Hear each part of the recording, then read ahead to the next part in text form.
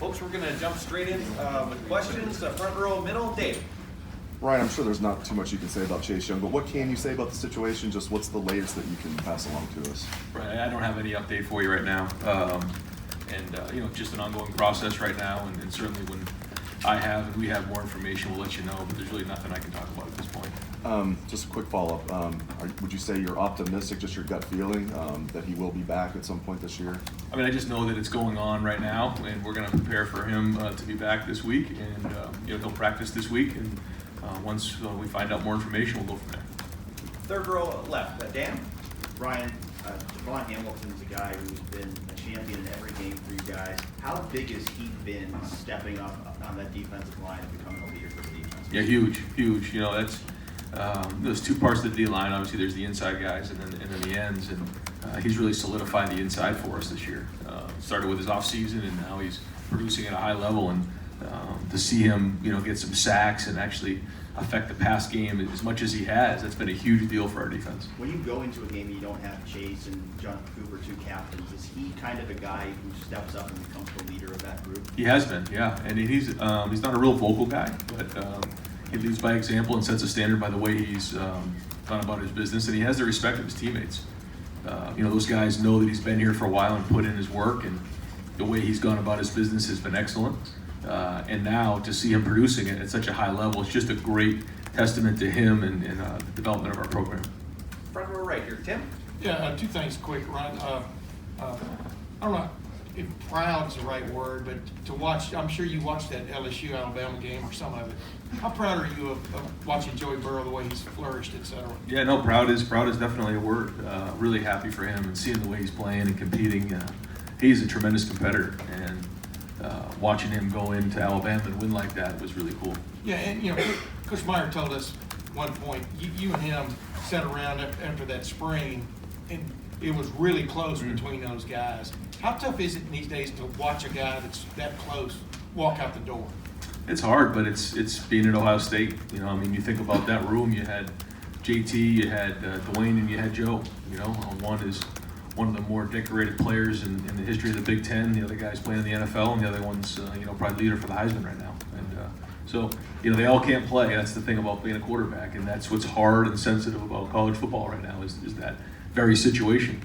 But it all works out in the end. We got a great quarterback we feel good about right now who's playing at a high level. But I think that's just part of the culture right now, or just the environment of college football, and certainly quarterback play. And one other quickie, what did last week's game tell you about the focus of this team? There was a distraction, prohibitive favorite against a team. Does that give you even more confidence going into this week? There won't be an overlook. How do you play that? We talked about it all week, and when the team was aware of the situation, they knew that this was the first time we had faced some adversity, and we know that there's more adversity coming along the way. We don't know where, we don't know when, but we talked to the team about that from early on, that we were going to equip ourselves to be ready for any adversity that might hit us. That's just the way these seasons go, and championship teams, they're resilient in times of adversity. It reveals your character, and so the coaching staff, we relayed to the team and to the program that our character was at the forefront. The heart of this team is being showcased today to find out what we're really made of, and I think they took that to heart, and they played hard throughout the game. Third row right, Rob. You've been around a lot of teams.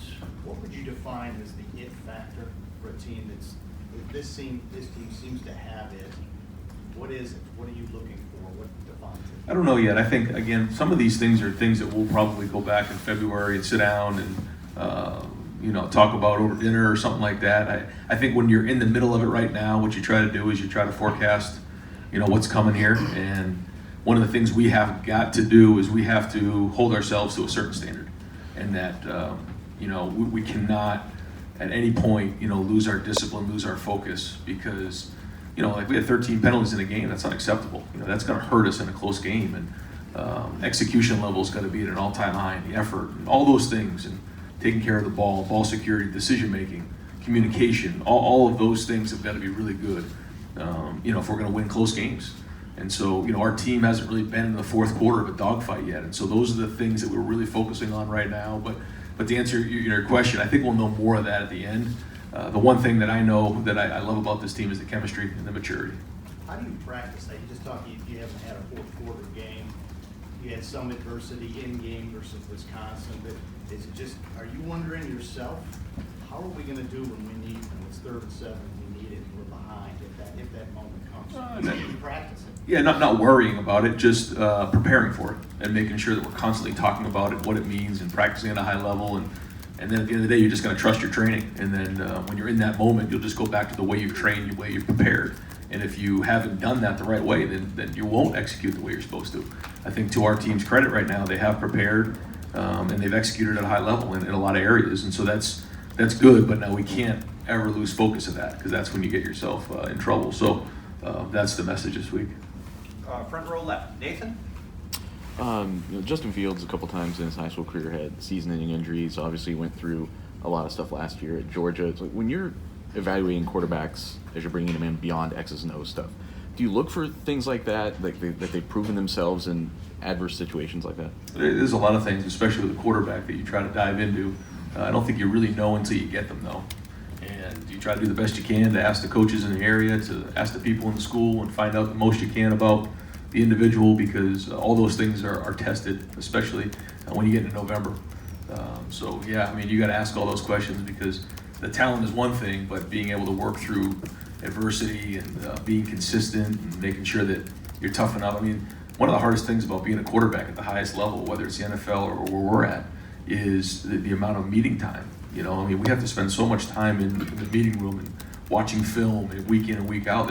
There's more time in the meeting room than there actually is on the field. And that takes discipline, and that takes toughness too, to make sure you're doing that, because the immature, the weak-minded, they start to take weeks off because it gets too much for them. And so those are all things that we want to make sure we have grinders at quarterback.